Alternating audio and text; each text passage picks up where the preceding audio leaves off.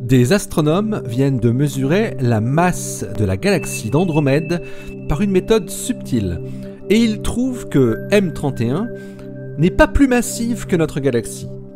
Avec 800 milliards de masse solaire, elle fait au contraire jeu égal. Ça se passe là-haut, par Eric Simon.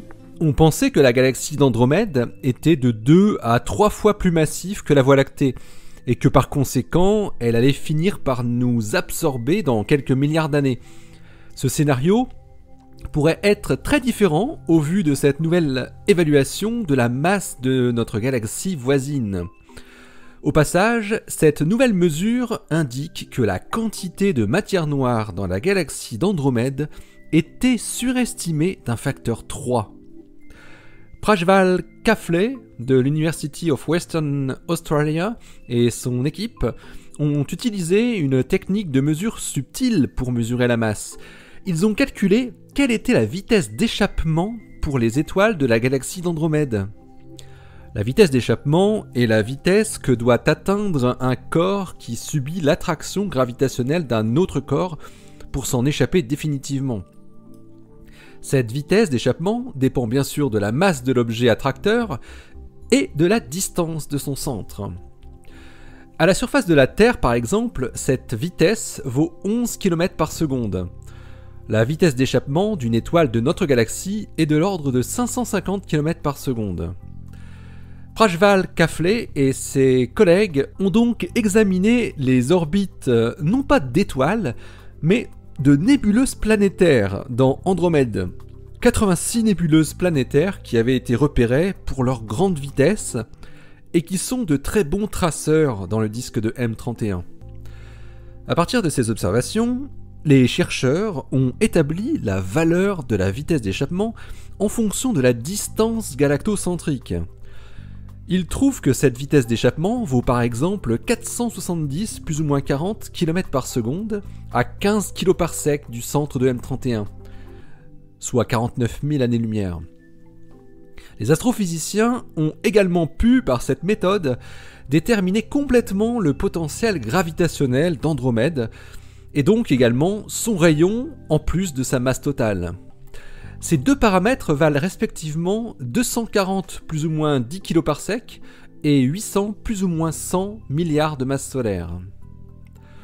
Ils font pour cela l'hypothèse d'une symétrie sphérique, en considérant 3 composantes pour la galaxie, le disque, le bulbe et le halo, avec des valeurs établies pour le bulbe et le disque de respectivement 34 milliards de masse solaire et 69 milliards de masse solaire.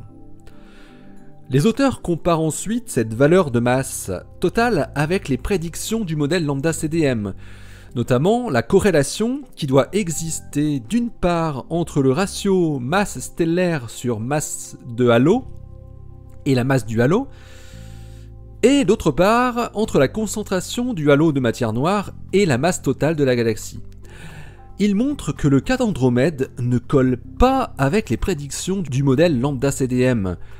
La concentration du halo de matière noire apparaît trop élevée pour la masse totale mesurée, et le ratio masse stellaire sur masse de halo serait elle aussi trop élevé pour la masse de halo déduite de la masse totale. Mais quand Prajval Kafle et ses collègues reconstruisent la courbe de rotation d'Andromède, la vitesse circulaire en fonction du rayon, ils retrouvent cette fois un bon accord avec des observations indépendantes pour une distance comprise entre 10 et 35 kg par sec du centre. Ils obtiennent par exemple une valeur de vitesse de rotation de 250 km par seconde sur la partie plate de la courbe, à partir d'un rayon de 15 kg par sec. Ce qui apparaît tout à fait cohérent avec la relation de Tully-Fisher baryonique, la relation empirique qui relie la luminosité intrinsèque d'une galaxie spirale, qui est proportionnelle à sa masse stellaire ou baryonique, et le maximum de sa courbe de rotation, avec un facteur de proportionnalité de 45 masses solaires par km par seconde à la puissance 4.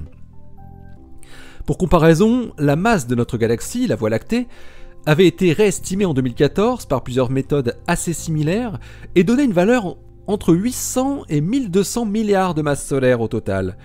dont seulement 65 à 100 milliards de masse solaire baryonique, le reste étant de la masse sombre.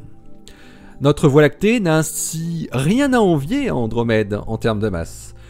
Il se pourrait même que ce soit notre galaxie qui soit finalement la plus grosse membre du groupe local, alors que l'on pensait jusqu'alors qu'Andromède régnait en maîtresse.